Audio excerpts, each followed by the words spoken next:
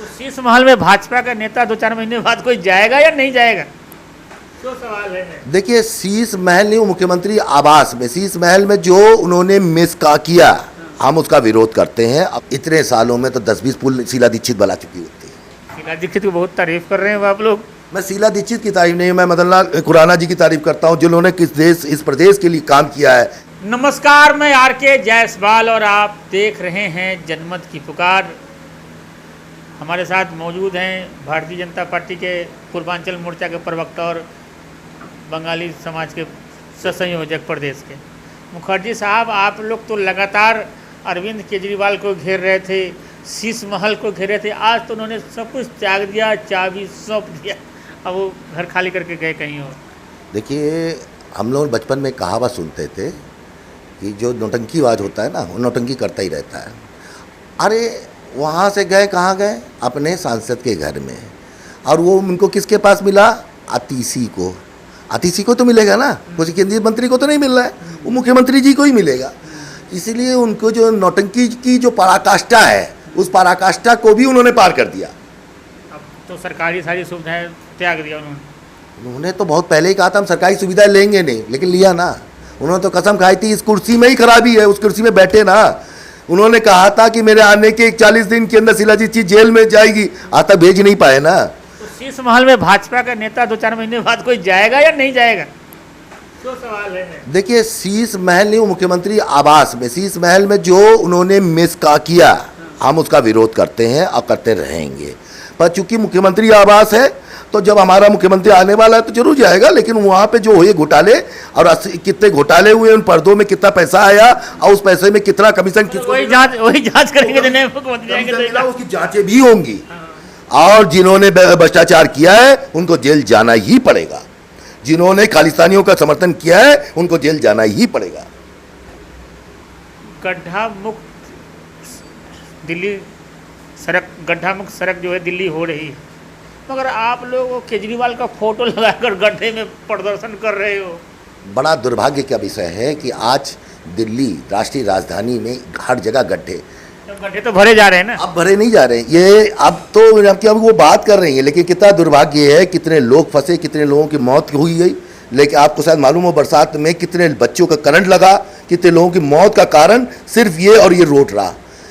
देखिए, यहाँ से राजनीति से ऊपर उठ के, यहाँ मैं किसी व्यक्ति विशेष राजनीतिक से छोड़ दीजिए, लेकिन जनता के साथ तो कम से कम न्याय कीजिए। जनता को न्याय की आज आवश्यकता है, क्योंकि रोड आज 10 साल से कुल नहीं, 10 साल से जब से केजरीवाल जी की सरकार है, तब से सरकार में आज तक रोड नहीं बने।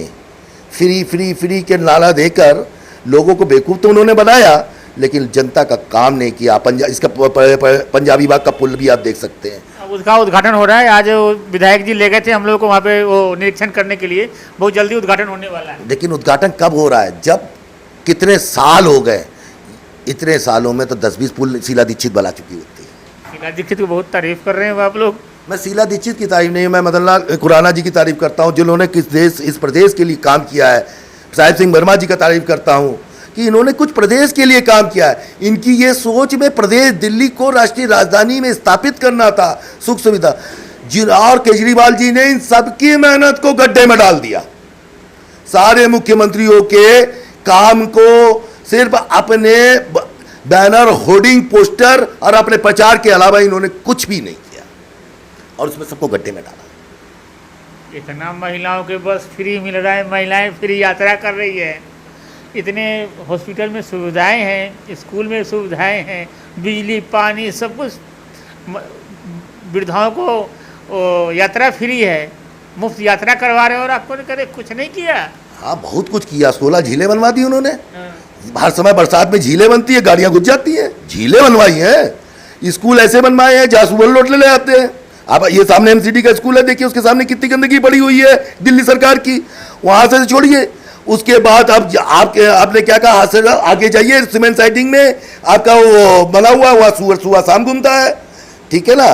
जो आपका क्या मोहल्ला क्लिनिक में बहुत अच्छा किया है, आज बहुत अच्छे, क्योंकि वहाँ सुअर घूमते हैं, वहाँ सुअर तो रानीबाग में है ही नहीं यार। अब आपको मैं सीमेंट साइडिंग में जिस जगह की मैं बात कर रहा हूँ वहाँ पे सुअर घूमते मैंने आपको दिखा। रानीबाग मार्केट में तो नहीं है साहब। रानीबाग मार्केट में तो बहुत कुछ नहीं है, लेकिन वहाँ है ना।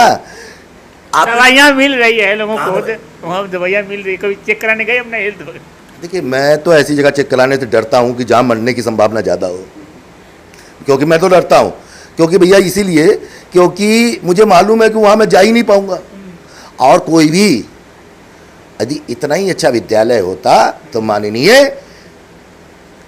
हमारे प्रदेश, दिल्ली प्रदेश के सरकार के मंत्री या उनके विधायक अपने बच्चों को दिल्ली सरकार के विद्यालयों में पढ़ाते। अब कॉन्वेंट स्कूल अब विदेश में नहीं पढ़ाने भेजते।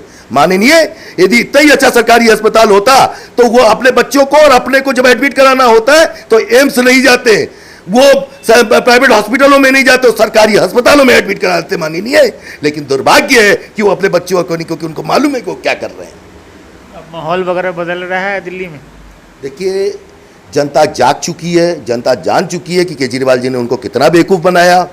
अब जनता इस बार अपने वोटों के बल पे दिखाएगी कि जनता बेवकूफ़ नहीं है, जनता सिर्फ चांस देती है। और आपने यदि चांस का दुरुपयोग किया तो जनता आपको कुर्सी से उखाड़ के फेंकने का भी काम करती है। लेकिन आम आदमी पार्टी के नेता तो कहते हैं कि भाजपा की सरकार आ जाएगी तो बिजली की जो सुविधाएं मिलती है वो ख़त्म कर देंगे, मोहल्ला क्लिनिक के जो दवाइयाँ फ्री मिलती है वो ख़त्म कर देंगे, महिलाओं को जो बस फ्री मिलता है वो ख़त्म कर देंगे। सही में आप लोग ख़त्म कर देंगे क्या? देखिए, वो तो कुछ भी कह सकते हैं, ठीक है ना, लेकिन मैं सबसे बड़ी बात कहता हूँ, हम फ्री पे विश्वास नहीं करते, हम अंत्योदय पे विश्वास करते हैं। जो अंतिम पंक्ति पे बैठे व्यक्ति है उसको उसका निर्माण करना और उसके निर्माण करके उसको आगे बढ़ा, हम अंत्योदय पे विश्वास करते हैं। हम फ्री के चक्कर में लोगों के अंदर के स्वाभिमान नहीं खत्म करना चाहते, हम उनके अभिमान को इतना जगाना चाहते हैं कि वो अपने अभिमान और स्वाभिमान में इतना आगे बढ़ जाए कि उसको किसी की भी जरूरत ना पड़े। हम उस पर काम करते हैं। अब तो लोग कह रहे हैं कि 1000 रुपये का महीना का भी महिलाओं को फ्री मिलेगा। देखिए, उनका बस चले तो वो कह देंगे कि अब एक काम करो, फ्री आप शायद फ्री फ्री फ्री फ्री। देखिए, जो जो लोग मॉल में जब आप जाते हैं ना उसमें लिखा रहता है गेट 1 गेट 3 फ्री और फ्री वो ना, तो इसका मतलब गेट 1 और 4 फ्री वो बताएंगे, लेकिन उसका मतलब उसको पहले से काटने की, जनता को काटने की तैयारी एक और कर चुके होंगे। जैसे अभी उन्होंने किया, रोडें नहीं बनी, झील बन गए, रोड झील बन गए, काम नहीं हुआ, जनता त्राहिमाम करती रही, करंट के कारण लोगों की बच्चों की मौत हो गई। इससे ज़्यादा और क्या दुर्भाग्य हो सकता है इस प्रदेश का, क्योंकि ये राष्ट्रीय राजधानी है। ये दुर्गा पूजा वगैरह में होगा इस बार दिल्ली में? दिल्ली में दुर्गा पूजा 750 दुर्गा पूजा हो रही है, और मैं मांग करता हूं कि दुर्गा पूजा को भी सरकारी शुल्कों से मुक्त किया जाए, क्योंकि हर बार एमसीडी 5 लाख रुपए कहीं लेती, कहीं 4 लाख रुपए लेती, कहीं डीडीए पैसा लेती है। चूँकि मैं बंगाली समाज का दिल्ली प्रदेश का सह संयोजक होने के नाते, अखिल भारतीय बंग परिषद के संयोजक होने के नाते मैं मांग करता हूं आपके माध्यम से, और आगे आने वाले इस दुर्गा पूजा के बाद हम इस विषय में आंदोलन भी करेंगे कि अगले दुर्गा पूजा तक हमें सब्सिडीज़ के रेट दिए जाए, बिजली के बिल हमारे ऊपर जितने लिए जाते हैं उनको कम किया जाए और हमारे साथ भी न्याय किया जाए। ये हमारे साथ बात कर रहे थे अरुण मुखर्जी जी। ये भारतीय जनता पार्टी बंगाली समाज के सह संयोजक हैं और बंग परिषद के संयोजक हैं और बहुत बड़े नेताजी भी हैं। हमारे से बातचीत कर रहे थे। मिलते किसी और खबरों के साथ। नमस्कार। अगर आपने हमारा अभी तक चैनल सब्सक्राइब नहीं किया है तो कृपया चैनल सब्सक्राइब कर लें, लाइक करें, शेयर करें, कमेंट करें। तो मिलते हैं फिर किसी और खबरों के साथ। नमस्कार।